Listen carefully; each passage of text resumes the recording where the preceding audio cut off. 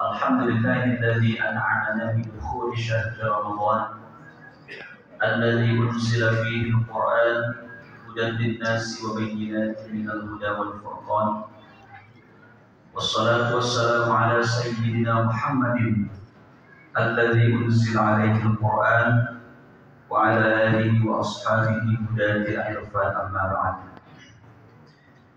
فقال الله تعالى في القرآن الكريم: أعوذ بالله من الشيطان الرجيم، بسم الله الرحمن الرحيم. شهر رمضان الذي أنزل فيه القرآن هدى للناس وبينات من الهدى والفرقان. صدق الله العظيم وصدق رسوله النبي الحبيب الكريم، ونحن على ذلك من الشاهدين والشاكرين والحمد لله رب العالمين. Puji dan syukur kita panjatkan kehadirat Allah Subhanahu wa Ta'ala, Allah yang telah melimpahkan kenikmatan yang sangat besar bagi kita, dan kenikmatan yang terbesar yang harus senantiasa kita syukuri dan jaga serta tumbuh kembangkan dalam kehidupan kita, yaitu nikmat iman dan Islam.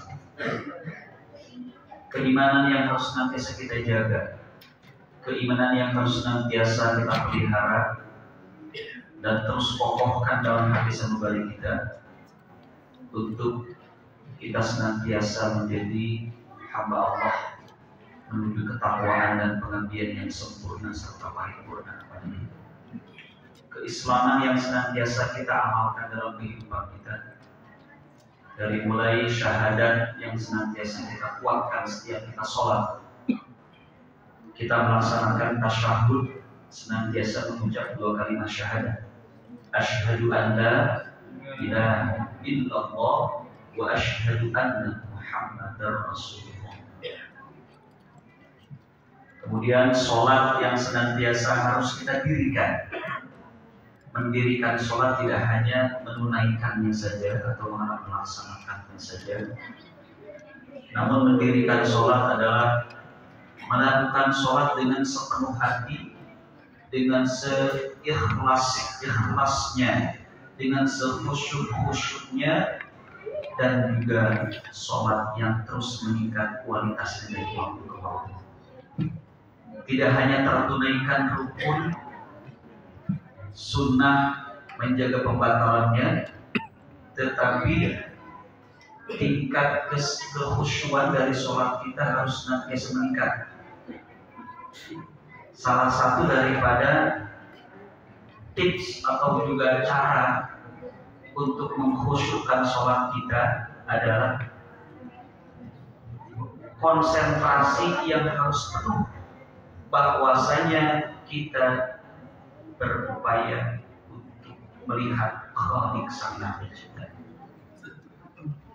Ini memang high class Bapak Ibu.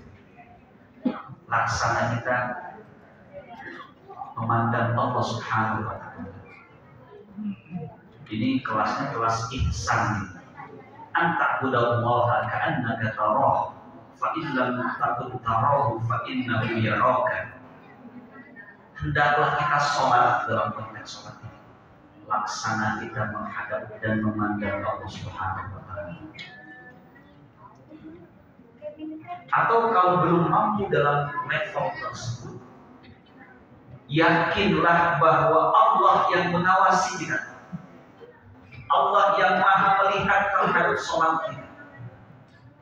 Ketika sholat kita merasa dipandang oleh Allah Subhanahu wa Ta'ala, yang Allah kita yakini adalah la ilaha illahu, la ma'budu bihaqqin fil wujudi illallah. Tiada Tuhan yang wajib kita sembah kecuali Dia. Jangan mentuhankan apapun selain Allah Subhanahu wa Ta'ala. Maka seluruh anggota tubuh kita, hati dan jiwa kita mestinya sudah konsentrasi penuh sama kita semua. Yang ketiga dalam rukun Islam itu adalah menunaikan zakat. Yang keempat berpuasa. Nah, kenapa zakat ditulis nomor 3 dalam beberapa literatur kitab fikih?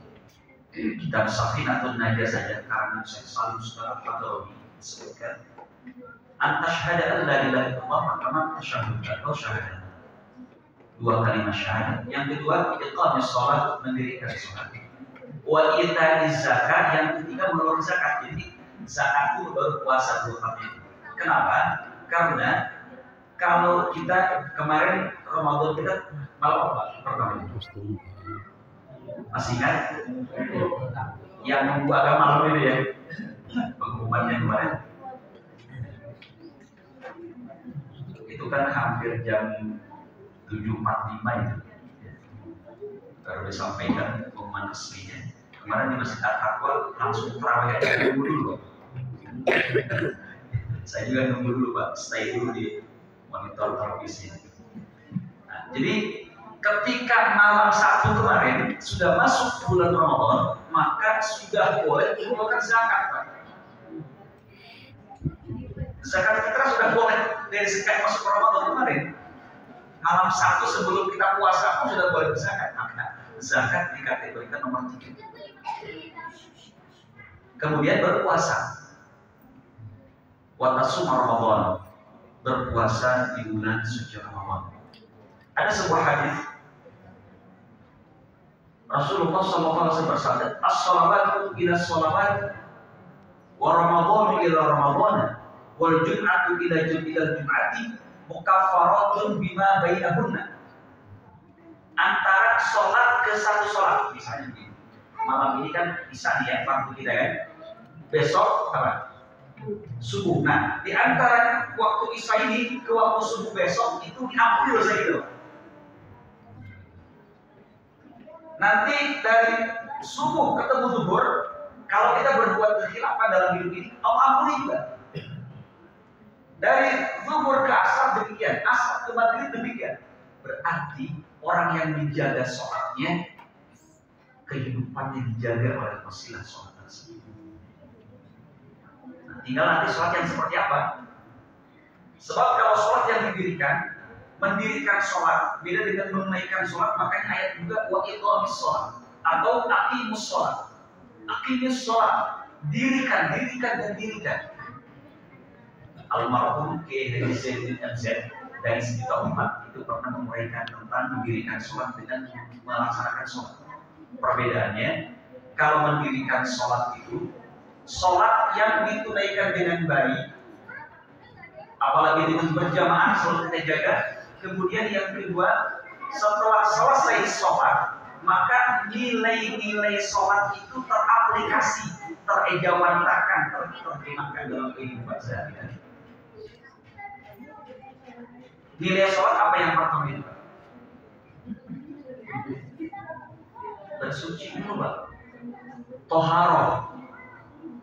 Orang yang sholat itu harus wudu dulu. Jadi nilai kesucian, nilai kebersihan lahiriah saja dulu. Belum bicara batin. Fisik, kebersihan diri, kebersihan raga kita itu sudah terlatih ketika kita melaksanakan sholat. Orang yang wudunya, maaf ya, ini nggak sampai situ aja nggak sampai wudunya benar. Yang cuci kakinya nggak sampai mata kaki juga tidak sah. Yang wajahnya hanya sedikit saja dioles-oles begitu, tidak menutupi, tidak terbasuh seluruh wajahnya, tidak sah wudunya. Kalau tidak sah wudu, tidak sah sholat. Itu baru yang pertama. Yang kedua, berdiri bagi yang mampu. Artinya apa? Di sini ada stratanya ini. Kalau orang yang kuat, orang yang fisiknya stabil, maka sholat harus dengan berdiri.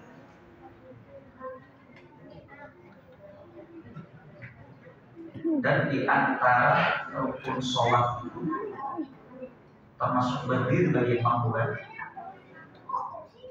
Ya kan, rukun sholat kan berdiri bagi yang mampu. Nah, jadi artinya dari sini bisa kita ambil. Kalau kita bisa yang maksimal, kenapa yang asal-asalan gitu loh? Ini nilai luar biasa pada hari ini.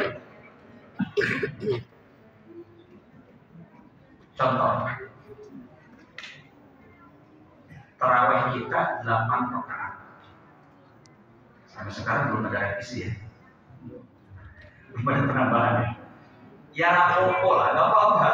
Ya, 8 rakaat yang penting khusyuk.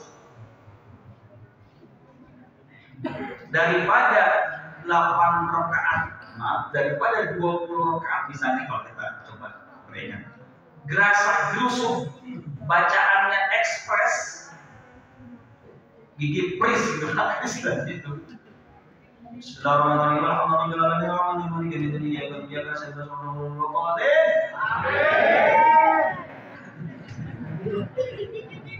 Ada yang begitu Pak? Ada tidak takut? Kampung saya dulu begitu Pak. Dan kalau mengganggu begitu nggak seru lagi.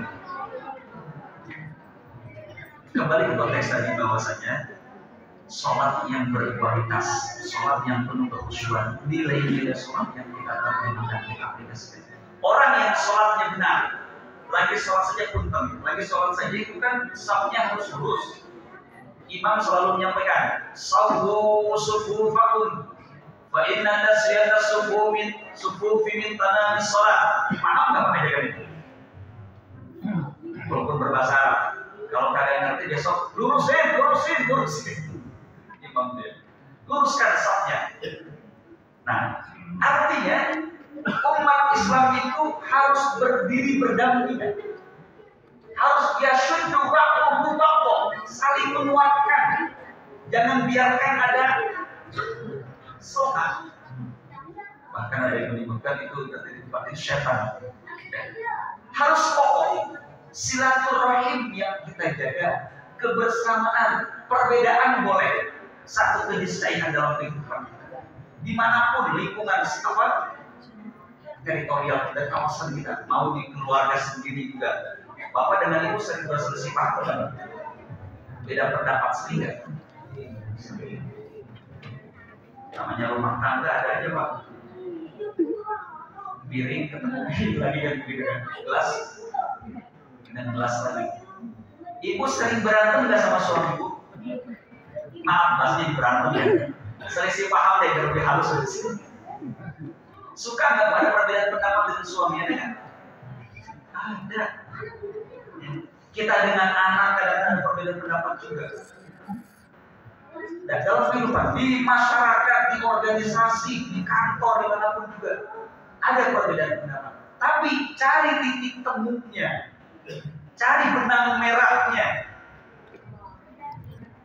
Bukan memperbesar perbedaan, tapi cari titik temunya. Nah, ketika sholat, maaf, di kita mungkin masih seragam, jauhnya di Mekah deh. Orang yang sedekapnya juga nggak sini ada juga begini kan, terurai terus sampai selesai sholat. Kemudian soal tasyahud betul. Kalau kita kan tasawuf itu kan miring gitu kan. Apa duduk apa itu di terus apa tawarruk Ustaz? Tawarruk ya. Duduk tawarruk kan begitu. Nyingkam begitu kan. Itu Pak, kalau duduk seperti itu, nanti itu barisan itu akan geser ke sebelah kiri itu. Betul nggak? Iya kan? Ke kiri kan? Iya, miring ke kiri semua itu. Karena seragam di kita sholatnya seperti itu, ya nggak masalah. Tapi kalau di Mekah itu beda Pak. Ada banyak orang yang tasyahudnya itu lurus, ya Bapak Ibu ya yang sudah berkenan suci. Iya kan? Lah orang Asia Tenggara rata-rata Indonesia, Malaysia, Singapura, Brunei begitu rata-rata tasyahudnya. Nah, itu biasanya agak berbeda orang lain. Tapi nggak apa-apa. Tasyahud putar. Ada yang lurus asyhadu an la ilaha illallah. Ada lagi yang gerak-gerak. Dalam ilmu fikih semuanya itu berpendapat. Ada dalilnya masing-masing. Subuh, ya contoh nih, saya perluas. Subuh, ada yang kunut, ada yang enggak. Kalau imamnya kunut, maka ikut kunut, ikut imam. Kalau imamnya enggak kunut, nyambung sendiri. Ya. Nah, di Mekah kan apa yang kunut? Mazhabnya Imam Hambali banyak kali atau Imam Malik nggak pakai kunut. Masa kita terus sendiri? Nah Ayo, jadi indah Bapak Ibu ya. Perbedaan itu indah, tapi perbedaan yang menuju kepada persatuan. Ittihadul Islami. Nah, dalam sholat itu nilai-nilainya luar biasa. Ada zikir ba'da sholat, terlepas dari dibaca jahar atau dibaca sir. Makanya kalau kita lebih banyak pengetahuan, lebih banyak mengaji, lebih banyak belajar, insya Allah bijak pada hidup ini. Gurunya banyak. Jadi Masjid At-Taqwa ini setiap Ahad pagi berganti-ganti guru-guru kita, materi diganti-ganti. Apa silakan Bapak pergi ke Al-Madinah, banyak kemarin masjid-masjid besar itu. Belajar dari banyak guru kita, orang-orang alim. Imam Malik, ya kalau tidak salah, saya koreksi kalau itu. Imam Malik itu 500 orang gurunya, Pak. Masya Allah. Dan beliau akui semua sebagai orang yang berjasa kepada beliau. Nah, kita satu dua ini bukain kan? Seorang sahabat Rasulullah, Sayyidina Ali karramallahu wajhahu menyampaikan, "Ana 'abdu man 'allamani al-haqqan wahidan, in syaa'a dzala wa in syaa'a aqta wa in syaa'a istara." Apa kata beliau? Saya adalah pelayannya orang yang mengajarkan kepada suatu huruf. Guru, Pak. Diguguk dan ya, guru-guru kita waktu kecil, guru-guru ngaji di kampung, bahkan guru kita yang pertama ibu kita, Pak. Al-ummu madrasatul ula lil walad. Ibu itu guru pertama untuk anaknya. Makanya ajaran dari ibu kita, ajaran dari ayah kita itu insya Allah terngiang yang sampai sekarang, terutama nilai-nilai kebaikan dalam kehidupan.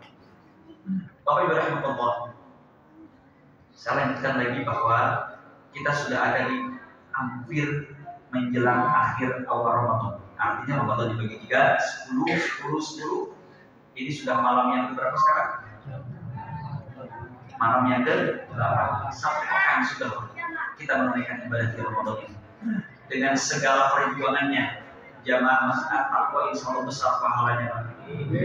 Mau ke masjid aja harus nyebrang dulu, Pak.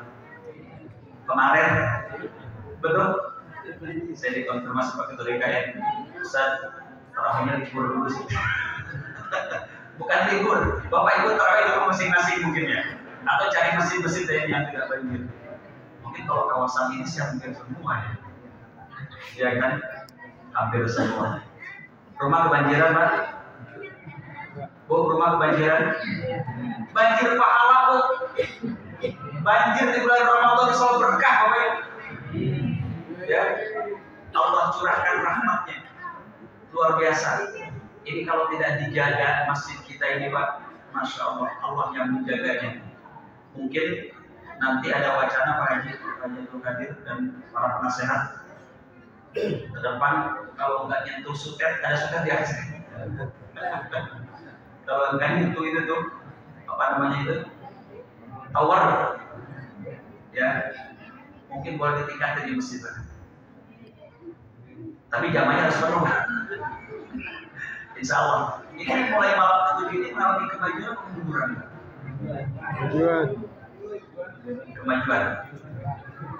Kemajuan safnya. Insya Allah kita selesaikan sampai ke Ramadan nanti. Dan Ramadan ini jadikan Ramadan yang terbaik bagi kita. Seakan-akan Ramadan terakhir bagi kita. Demikian barangkali yang dapat saya sampaikan. Hadalallahu wa iyyakum ajma'in. Wassalamualaikum warahmatullahi wabarakatuh.